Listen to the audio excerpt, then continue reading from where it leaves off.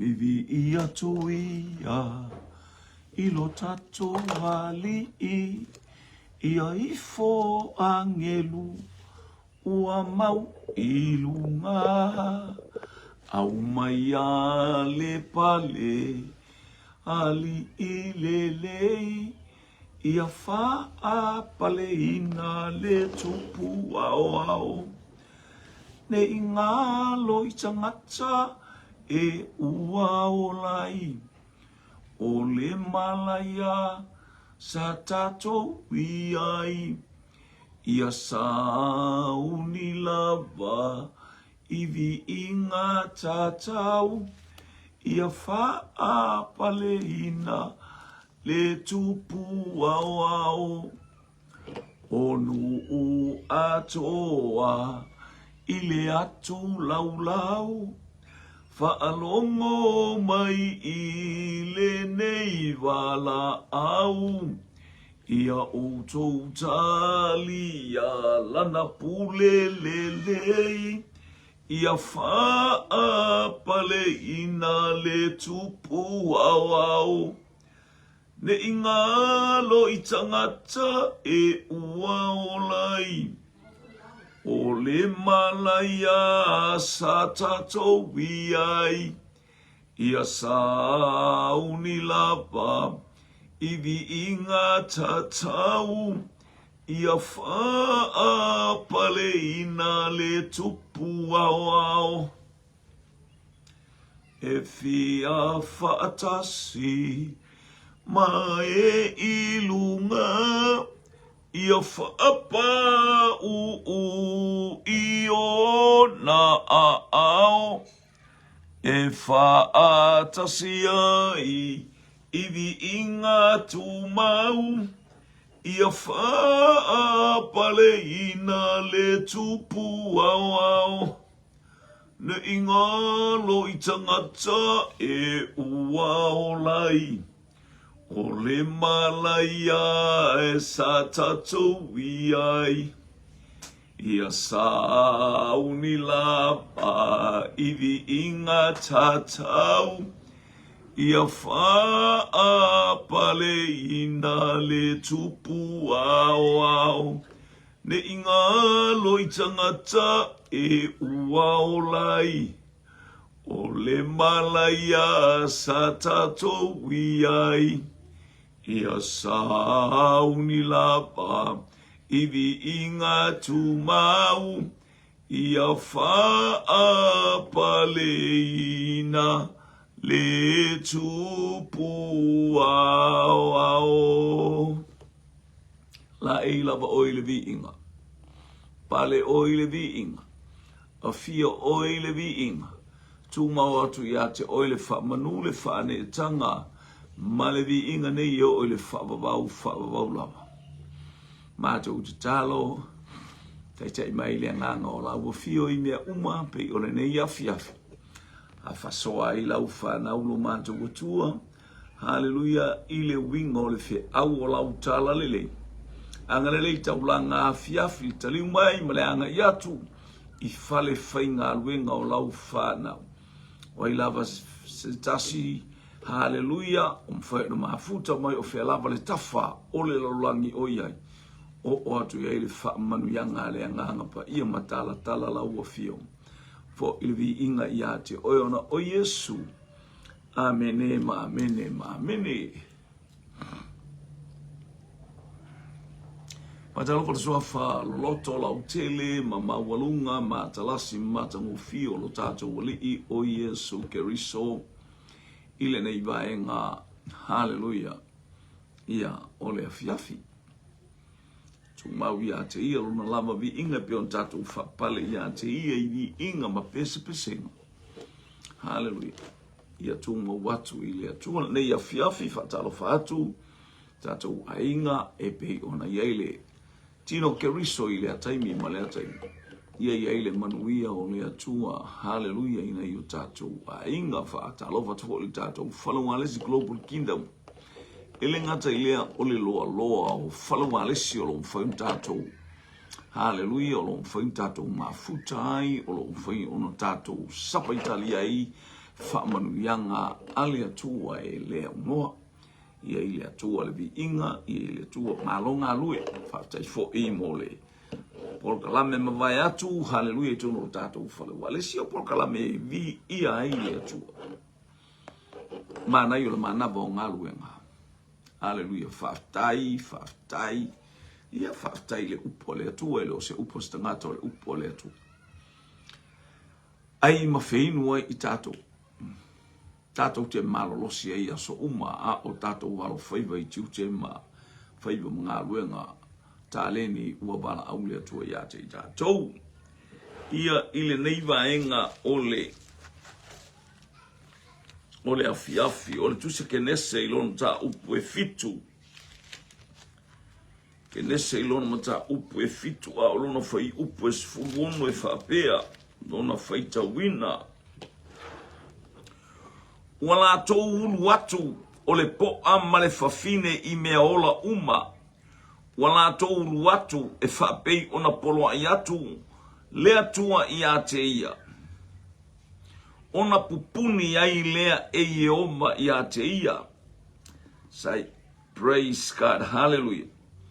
Ia, mas le fai brale es fulfitu mana ia fo ise I whalongo ma iai sa iai fo I le lolo I le lalolangi. Iaso e whanga furu, ua whatupu tele ina le vai, ma ua ope opea ai le vaa, ua ne tia fo ilunga o le ele, li ia le li, praise God.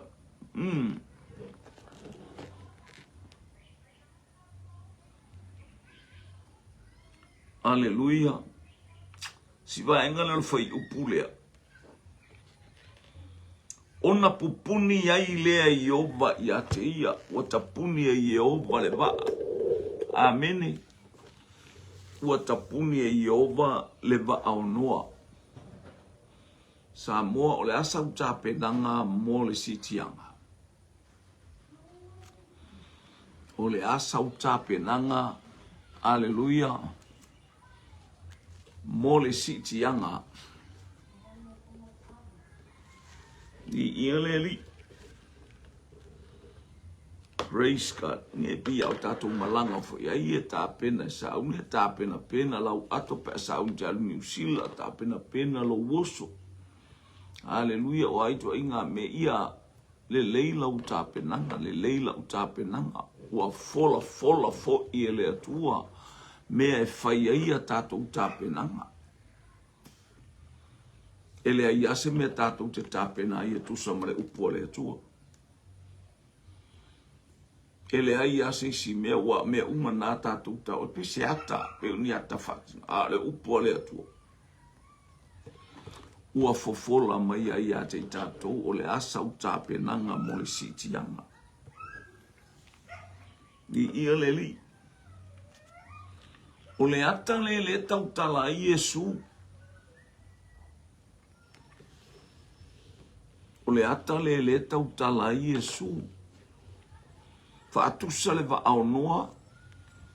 Whaatusa fo I le aso le o ato le o ti so toma makomoro. Le susunu ina o so toma makomoro. Hallelujah.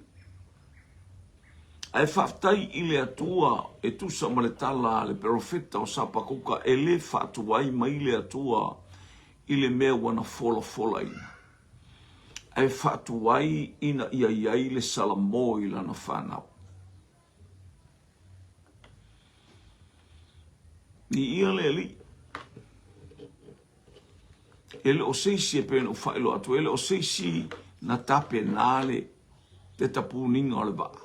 Pau wale o le poka lame anoa o le tape nanga o mea umana whetalai e le atua whau le vaa.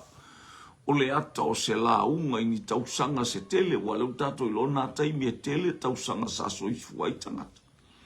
Le to I se whaife au matua whapea a poni tausanga whapea e la unga ISIS. Io e ale o tato wai o whaso solo a le whapopuina nei aso. E le ISIS e whaolaina. I ia le atua. Ele ai sisi na te mawale langi mo le ola e wha ono o tato wo o i aso whainga tā. O aso na valo ia. O aso e ngata ai o mai ai aso whainga tā. A o le o tato iai i le taimi, hallelujah, o a mailau tāpenanga mo le sitianga, o e tāpena i le sitianga, ia o le whi au le atua le tau moli moli. Ia le ali, praise God. Tala masani ia noa, whailo le whiangai ngā le atua, le whiangai ngā le atua manoa e wha maoni le atua ia nā fionga mana upu. Pa mai fo il tus pa ia il tus ia lea matai o luka ma au fai evangelia le valo. Ia mai, hallelujah, aso noa le o rifema ia i le taimi o le sitianga. O le sitianga la le tātou te iloa. Nā alu le lolo. Nau o le taimi o le lolo. Praise God. Ele io o le taimi o le lolo. Ua mange ele e tāpena penanga tamalo. Ele io o le taimi o le lolo. Hallelujah. Wa sa uni noa I mea uma malaunga le upua le atua e whapena whan tātou wholofola ina le upua le atua le nei taimi. A o tātou tāpena tātou te anga I atu I le siitianga. Hallelujah. Tātou te anga I atu I le siitianga ua tāpena e le atua. Hallelujah, mo lana whana, o ilatou uma o e whaatua tua. O ilatou uma o e talia le awhionga le atua. Ana, mamatau. Hallelujah, iei le fefe, iei le mingao, le aise fau vale. Whai le awhionga pa ia le atua ma mea sili, ma mea oli ailo na loto. Samoa alo ua tunu ulo uso lo utua fine. Vi ia le li. Praise God. A ole I oso noa I to tono le ba. Vi ia le atua uma whatonunga le atua I mea uma noa ta pena lo ainga ta pena mea uma lava. Sele mana I ole ta pena mana I le whasoa la waenga le whasoa mai nei. Whasoa mai ia tatou whanau. Se nga punga la e tele te mi tatou tele sasa I tatou whanau. Hallelujah. Praise God. Tatou te whatu sa ina le sasa sasa tatou matua I aso ia tatou whanau. Ma ba e tatou whanau e whailotu Ia awale e whai e tatou. Ia leli. O le si me whamailango o nei atunu. Whalong whapena le stala pe atunu. O nei e Tio, si mete popole ai foi ani usila ma Australia kula fongo le malo e tele ola I se tula fono e le ta ua mi o tonu ina o I se tula fono fato ai lo le leia hallelujah le ata o mea uma tātou te wama ai I whamanu yanga le atua tātou te matua wama ai I le lilanga la I le upua le atua e ngau le amu e ngau le la au ai ola le anganga o le tangata. I ia le li. Ia vi ia le atua. O nisi a inga e le whaia ni lotu. Ai le ma whailan tato paule mea tato wawa I atu I le atua I le awala. E sa ili ma tā pena I tato le siti anga whaatasi manai a tato whana. A whai ele ma whaina to e sa sāta mai te termina o tula whono al malo o le alala o whainga e whai ai. O le asa o whainga e whai ai. Whai sou taimi ma le atua. Whai sou taimi ma le atua. Ina ia o mai le aso le sitianga. Hallelujah, a whai au lava, vale ata mai ti la tauia. Ia fia o ile atua te whapea atu ile atua mo whapea atu fo iau. Ta maro ua langa le maua e la whanau wha mole. Wha mangalo mailo ua langa le mafau ia umatua mo ua langa sa pongi sa ile ataime pei o le tala paulo. Na o whaia ia mea ilo ule malamalama. na o faia ia mea I lo ule malamalama. Ma lo ule whaatua tua, ma lo ule iloa. O tangata Paulo, o tangata poto. Ai vai le poto Paulo, la uto e whailan tau tinonga ia Timoteo. Timoteo.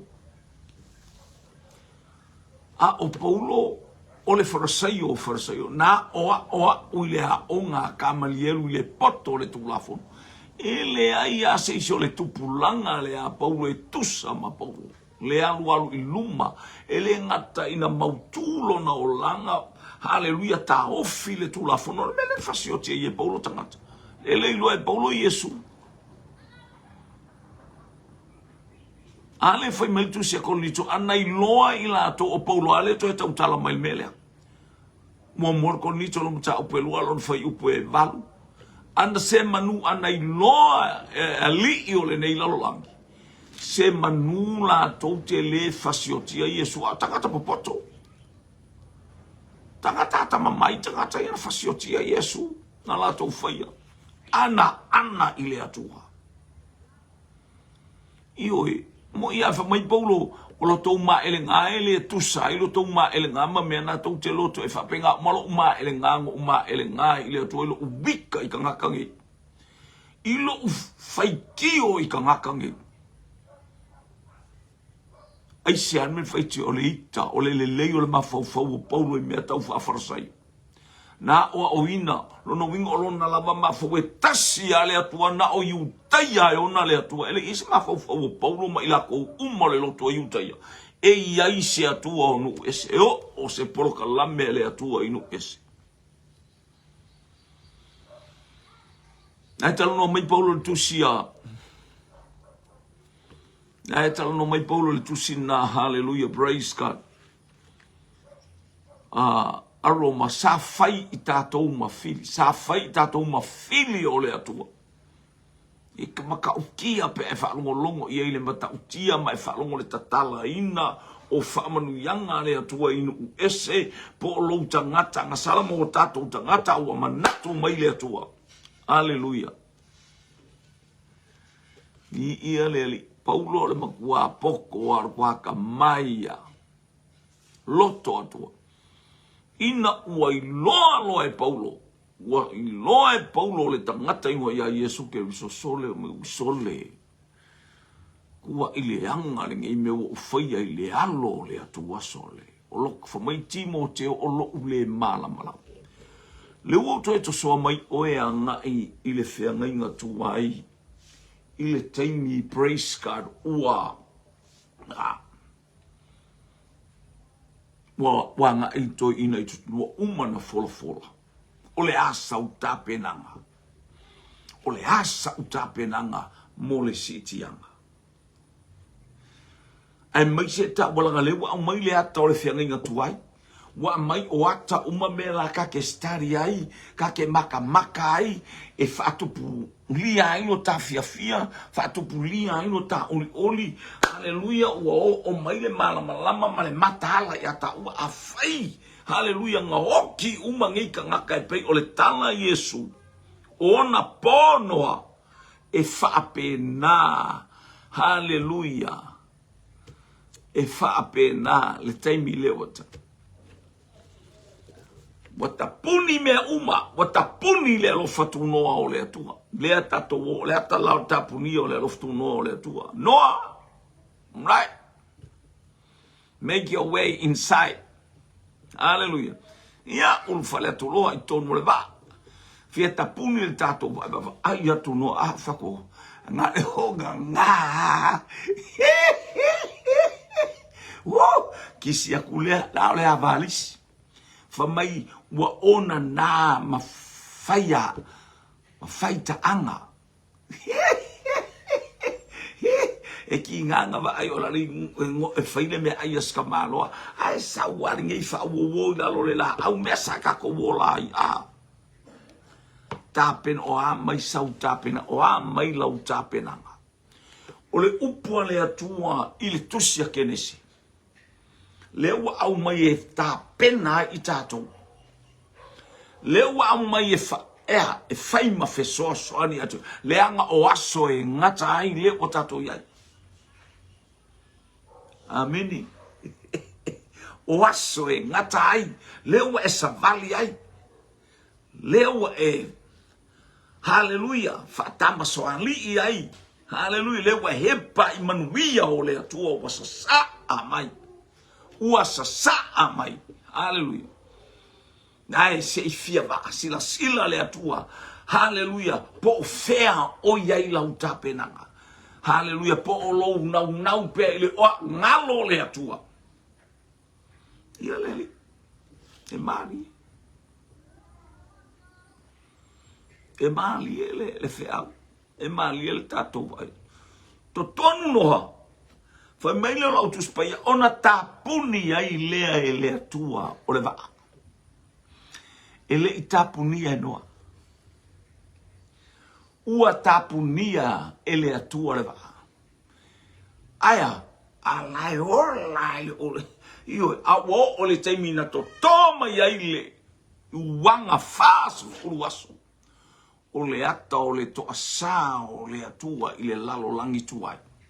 Leo mo toe amaya Yesu se ifa pupula oe ole pele ale atua le wanga ia tonu le. Ele wanga ia tu tonu le va.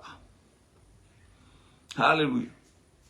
La ngore talana a ole pele le tu le wanga ia tu tonu le va. Praise God. Oi o Noa. O luna to lua. O luna ainga le na o fa mo le va. Le tato te fa pad fa mo le samo ele fina te fa fo ia samo itua. Paua ele mfaina toi o samo. Paua lo tangata e fo itua faimeia. O oe, o au, o le tangata faolaina. E pese la ulotu, e vivi i le atua, e te la ngana mai le atua. Fai so taimi ma le atua. Mena fai se taimi ma le atua, e te la ngona ai, ma o la ngona ai. Oka se atua ina a faa maoni. Oka se atua ina. E te tu ua loa, hallelujah, te whapeane wa okay au.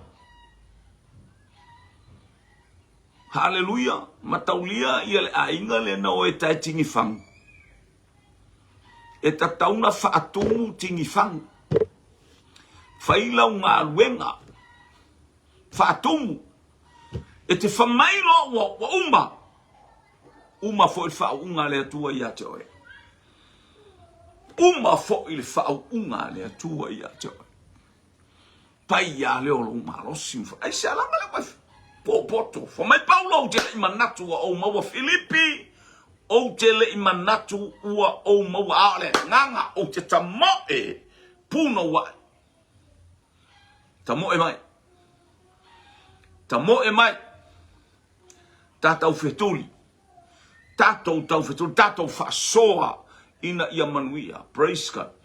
O mea uma ele mawhaina toi foi I tua Samoa. Toi foi I tua le laulangi. So we are moving forward. Ai paua tangata I te vaai la le pese le lotu. La le whaivi inga I le atua. Amaka ya oe. Amaka ya kiau. So taimi male atua. Hallelujah. E umanola poka la me so stemi o la ku pese le loko le afiafi. Ua la tu pese le lotu. Ta talo la ufana ia se fo ngasi aku ia. Ia pe fa kutina ia fa me o tatu talo ai pese ai ulo. Alo nai fa me lo fa ia e ki fa lo ku pese me la ufana ulo lotu. Pese lo. Uma fa talo oe ai umala Ukraine. Hallelujah. E kakalo uma. Ya karo ka miki ko ora praise God bi ileli. Tati fa longo tu tatalo ioi. Ol faftai ile tua ime ai faftai ta avale faftai mesa watu wai faftai lungo le ala ioi fa pen faftai bi ileli fi fa longo yo le tua talo ta mai aya o. Hallelujah. Aho o ina tupu maula. E ai fa manu yanga le tua. Ele fail. Na o oe ar tangata. Na o a o tangata. Na o ita tau tangata. Hallelujah. Tu tu melea. Fa ile lotu. Wale ai a mangilo ku koe whai e ngisi ainga. E tātou te lefisiri ngi e lātou tātou te lefisiri ngi e sili atu la ai maisela nei tātou ainga i sa vai i tuā. Olai, sa ilunga le, whai ngā lotu. I ia le ainga mawhau le ainga e mata tau le toa lea o a mai sau tapenanga. Pai sau taimi male atua. Lau tapenanga fai sau taimi male atua. Na le ua o solta malo o noi le ba. To tō mai wanga olea, winga le nao le sitianga. E le mawhailanga o le tele na whina utanga ta whai mai. O le taimi lea leo uta watu o le am aile i o mai poponga. Whai mai isi tangata, i o tangata o le whape o se meleanga. A o le sa i linga e le whape o whai atu nei whape o le mea sa o le whai atu ai. A lo te whai atu au, peis lunga o le tautalanga le tuspaia. What I'm talking, what I'm sharing, it's from the Bible. And Holy Spirit will reveal those things in your heart and confirm which one is right. O la unga tama matutua la mai o fo e mana ia si inga mai o lato mau mai oi. Ai le ta ua le nai mana ia le manama mai o le atu so taimi ma le atua. E ki sa loko ai. So taimi ma le atua e te le fese ta ia. So taimi ma le atua e ke le ko o sole. Io e ke le ko fa pe ai.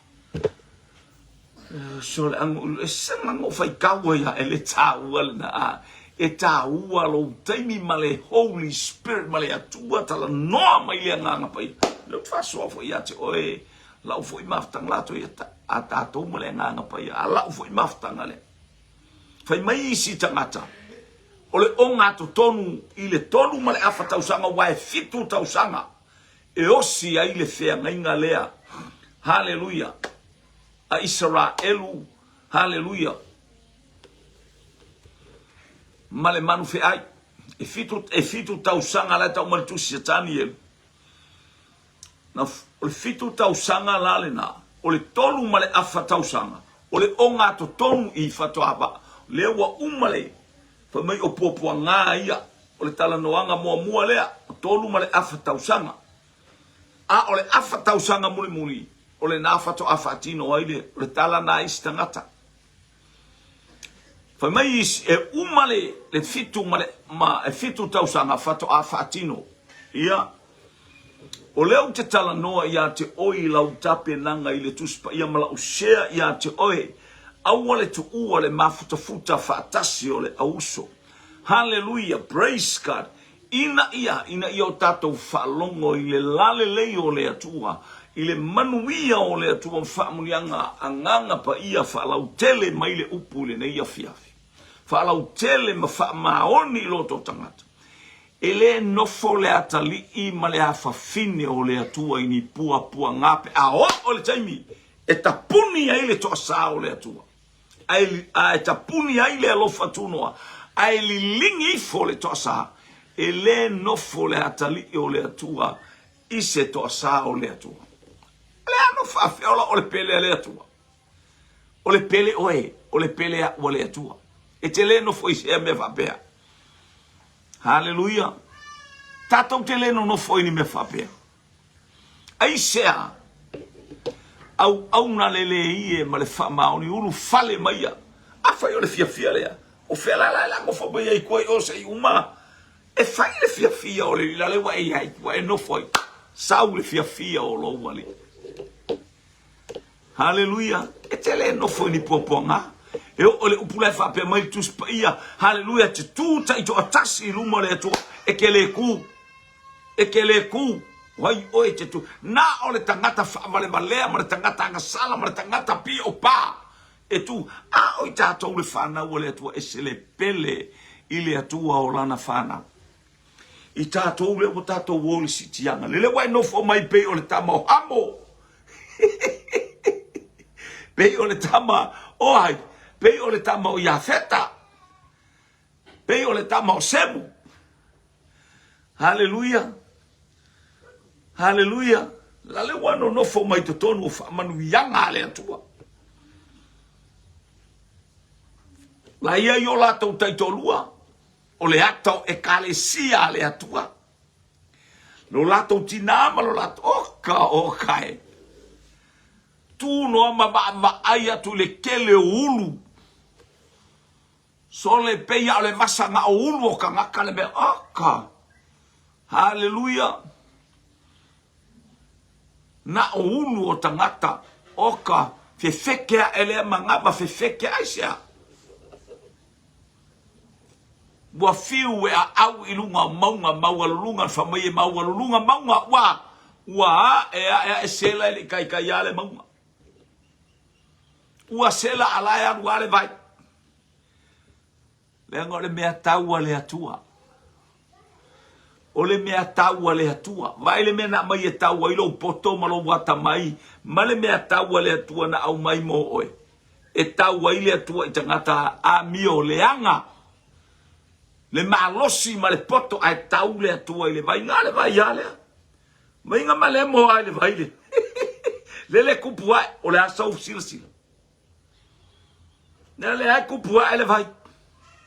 La le ai kupua ele vai e ngoa ma se me fa pe a me se me ki nga ya wo ki wa au fa lo wa mango kwa umo nga le vai hala ya aya increase hallelujah le sua mai I lunga le fonga ele le mea tau le atua le mea tau le atua amini amini lo wainga la le watau tau ele atua la na mea tau I lunga o le langi. God hand up his weapon, and that weapon is a what? A rainbow. Hallelujah. La le watau tau mai ele atua I lunga na mea tau e faima fata ita inga e faima va ainga ya te oe e faima fa mana tunga ya te oe ya e mana tua kaimi uma wa kau mai so kaimi akim wai mai va tua tu mai ya eva ai le nua aisha fa manatu ya te oe ele ia se na le vai anga nga le vai nga runga I lunga feoti uma ya le lalolangi tuai na onoa le tangata ta pena ma le tangata wa mai sau no mala na fana ena o le vai ya le mea tau le tu le woabo le ta o ni o le rainbow le ngana petani a o le taunga ta o le woabo o le mea na tau ile tu le ko tau I lunga le langi ma le tala le tua ke le koe kapa le mea kaulea. O ke le koe kapa le mea kaulea. Aisha, la a fai le mea taulea ma o inga ya te oe, ma challenge ya te oe. Hallelujah, ma loi ya te au. Le mea na tau waile atua ngā le vai ya. Ele o se maa po se la au. Po le ase mea ngā sasa ile rolangi. Po le ase mea ngā aya ngā o le vai ya. Ina ia tupu lo matau. Tupulo mi ngao. Tupulo wava. Hallelujah. Tupulo ana. Ile atua sili ese. Lale wa sili ele akua ilunga le langi. Teimi uma e faali mai ai ele atua.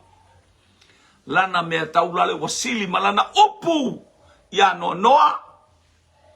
Ele toyo. Mai se lolo I ave ese ile la langi po mai tala le simatu ti akono a fiu e va fela le wa ke sa yer sunga mi samo alo sa yer sunga mi samo mo ya mau sunga mi o la me ve se la lo langi samo nga samoa o le la lo langi the whole wide world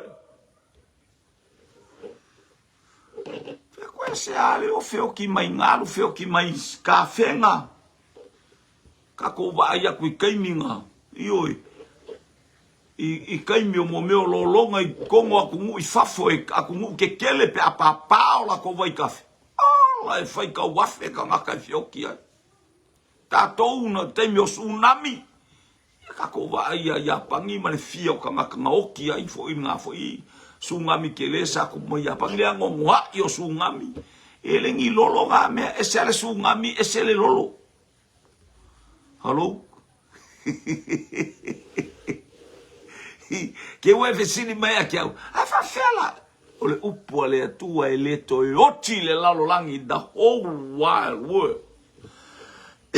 Ilea mai le tafa sa e sifo matu i tonga.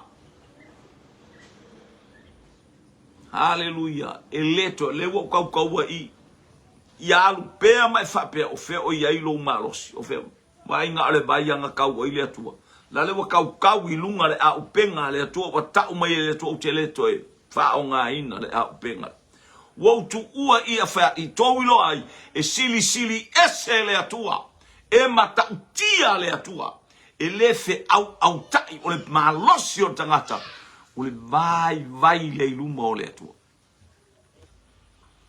tau e le atua lana ana mea tau e fai ma o onga ia fiu au ba aila ia no tamavi ia oe ana e mo mia ina ia e ana elena o tatou tau tala elena o tatou launga elena o tatou magos haleluia ai le amata mai ate oe e atauna ele amata ia te oe me fai ia leli lale ia le tu fa mai le no fa mai le a ole taimi muli le kaimi ole unga le la saungi le atato te fatali ai fa mai e susunu wina le lalolangi e pe ole mu ole umu tala mai ai malaki haleluia pe o tangu tu muto saito e susunu le afi bota pena ele atua le afi oko yo malo si kele la awo o te ai al mel fa umai tangata la le anga wata tauna te le se malo si anga oe ma so wi loa ma so mala malama ia ile atua malona matautia ole me tawe bai a panga ye a u pomu ia o ngai pomu mai Iraq pomu ako Iran waku Israel waku pomu nga oka me ka aloi le ai hallelujah life anga nu ole atua e tali mai ia itangata nano le aka ole atua lai tono Israel hallelujah ole atua lai to tonu Israel aya o mai le taimi hallelujah e tapu ni ai le lo fatunoa anu le sitianga le kakua sitia ele ngi Israel pa na ole nu ole atua e to fo i mai Yesu ile fio fa alua mai ele o sau sitianga o le sitianga e fatali mai Yesu ile vani moli ua tangata haleluia te Salonia ma le tusia konito life amala malamai le taimi o le sitianga ma le anga yatu ile vani monimo feiloa i eselme kako ke karisua esele me fai e fa fianga kama sasao esel eleni tama sasao tama ie o mai mapelu matao le popoko ki le ma fau tama sasao o le ama ile atua o le fafine hallelujah e tala pelo dea te au le matango fie o le mepe pelo o le fafine matau ile atua o le ama o le ekalesia na le atua e matau ile atua e vi ia o ia ala le wailunga le na le wasitia pe oti o ile ali hallelujah oti loa wa etalia le ali hallelujah praise God wa e fanau falua na oti au wai ao leli wai ao keriso lo wola wai ate wai ai oile tusi o famanu yanga praise God sa ime aso le wabe bela ne hallelujah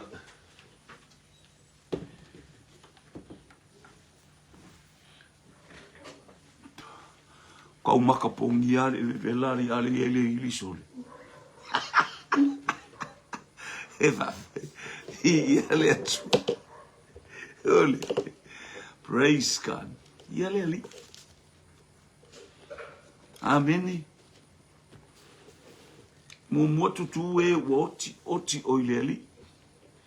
No ngawinga o oenga nga eoki ya o umana fai lua le lua le lenga ma le lua maftanga ma le linga nga eoki ya I wale iso nga le pisaka nga kai la le fale oki la e fufuru solo oe e kelo oi o la waleva nga ya au Yesu la waleva na au oil parotaiso ma Yesu il pangota o le aso nei ta te fatasi ma oi parotaiso nga oe ina tonu wale mea yai de te ngata oti. Haleluya.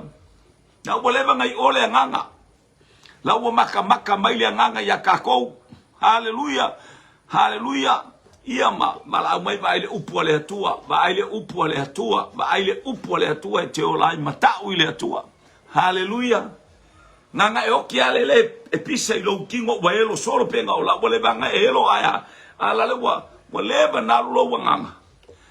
Ale wa mama ya kuiska ngaka I lo mangongi. Amen. Hello. E ku ol fale o ke le pisa pe fia, o le afia pua afia fia pusa apa. O ko inga mele lo bo vesi ile o kiska ngaka. Kwa ke le ngasa honga. O le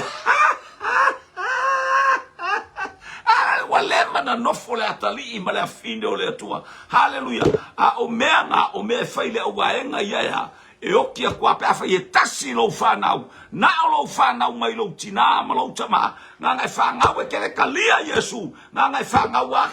Nga ngai okia ki liwa sao a oi se oli. Hallelujah. Ai vai fo itala tu spaiao in fatu mai o a mai lo tapenanga. O a mai lo tapenanga I sitianga. Le wako ya ke sitianga. Dale wa ye kongu ngoa. Hallelujah. Le ufo ma Yesu e fa pena. Le aso le la tato wabai. Pua nga. Yo o mai. I ia leli. Tato wa le fulu al nuo. Tato wa ya so toma makomoro. Marko akol waka ngaka ngaola nga. Tamale alo male nganga pa ia ngarko akol wa. Lota afafine kokon o le ata o le atua ta male atua le alo le atua le nganga pai tangata na haleluya Natalia angelu mfai melelei haleluya fa longo le upo le atua ko e oki ma yar fafine haleluya le kuma kilo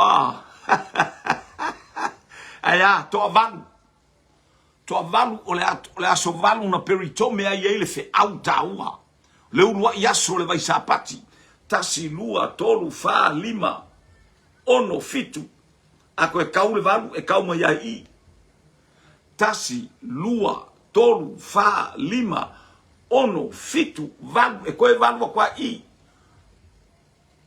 ele se sape valu e kau ko se e to e fa solo mal kale to a matatu le valu tu sa le ale valu male aso mua tu sa male aso fulima tu sa male aso luas fulua tu sa male aso luas fuluiva se I fa solo a to ina o le aso pentecosto limas fulu tu sa le ale valu o le ulwa yaso le vai sapati ana le ai le to tu o Yesu fale con kako o le fa manatu o le to tu ma le manu malo ke riso wa manu malo ai o manu malo ai na wa tape na fai so taimi male atua fai so taimi male atua